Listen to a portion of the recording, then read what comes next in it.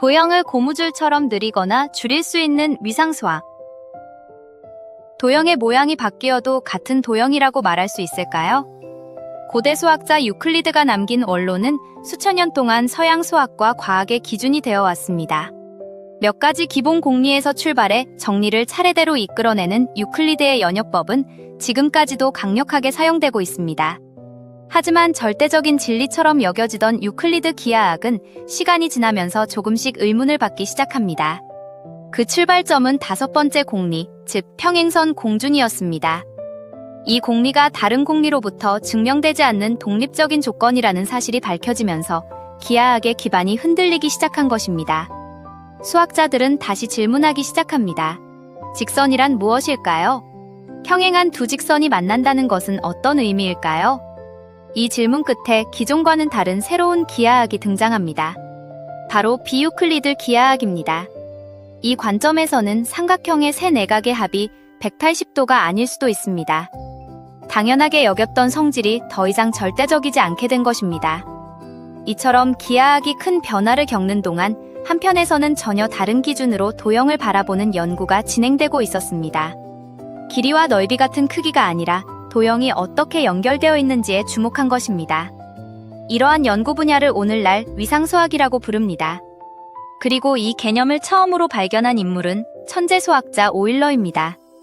18세기 퀘니스베르크라는 도시에는 큰 강이 흐르고 있었고 강 가운데에는 하나의 섬이 있었습니다. 이 섬에 들어가기 위해서는 주변의 7개의 다리 중 하나를 반드시 건너야 했습니다. 이때 한 가지 질문이 등장합니다. 이 7개의 다리를 각각 한 번씩만 지나면서 다시 출발점으로 돌아올 수 있을까요? 단순해 보이지만 쉽게 풀리지 않는 문제였습니다. 많은 수학자들이 도전했지만 누구도 확실한 답을 내놓지 못했습니다. 이때 오일러는 생각의 방향을 바꿉니다. 다리의 길이나 모양은 모두 제외하고 오직 연결 방식만 남긴 것입니다. 이 문제에서 중요한 것은 다리가 어떻게 이어져 있는가였습니다. 따라서 다리의 길이나 위치 같은 정보는 고려할 필요가 없었습니다.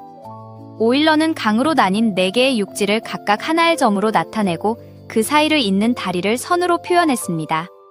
복잡했던 문제가 단순한 구조로 정리된 것입니다. 그리고 그는 한 가지 중요한 사실을 밝혀냅니다.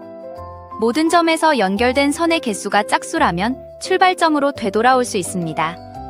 하지만 퀘니스베르크의 경우를 살펴보면 모든 점에서 만나는 선의 개수가 홀수였습니다. 따라서 이 조건을 만족할 수 없었고 결국 이 문제는 해결이 불가능한 문제였습니다.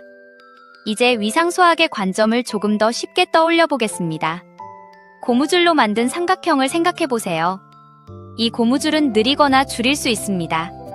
모양은 계속 바뀌지만 끊어지지 않는 한 하나로 이어진 상태는 유지됩니다. 그렇다면 이 삼각형은 어떻게 변할 수 있을까요? 모양을 바꾸다 보면 사각형처럼 보이기도 하고 원처럼 변하기도 하며 심지어 하트 모양이 되기도 합니다. 우리가 지금까지 삼각형이라고 부르던 기준은 무엇이었을까요? 이 도형들은 서로 다른 것일까요? 아니면 같은 것일까요? 또 한 가지를 생각해 보겠습니다. 고무줄을 잘라 길게 펼치면 어떻게 될까요? 이렇게 만들어진 도형은 처음의 삼각형과 같은 도형일까요? 여기서 중요한 기준이 등장합니다. 바로 도형의 본질적인 모양입니다. 고무줄로 만든 삼각형은 가운데가 뚫린 구조, 즉 구멍이 있는 도형입니다. 반면 고무줄을 잘라서 펼치면 구멍이 사라집니다. 결국 도형을 구분하는 기준은 길이나 각도가 아니라 구멍의 존재입니다. 이처럼 도형의 본질적인 모양을 다루는 학문이 바로 위상수학입니다. 그래서 위상수학을 고무판 기하학이라고 부르기도 합니다. 이 관점에서는 손잡이가 있는 커피잔과 도넛이 같은 도형으로 분류됩니다. 둘 다 구멍이 하나 있기 때문입니다. 반대로 손잡이가 2개인 냄비는 구멍이 2개이므로 다른 도형으로 나뉘게 됩니다. 그렇다면 이런 개념은 실제로 어디에 사용될까요? 대표적인 예가 바로 지하철 노선도입니다.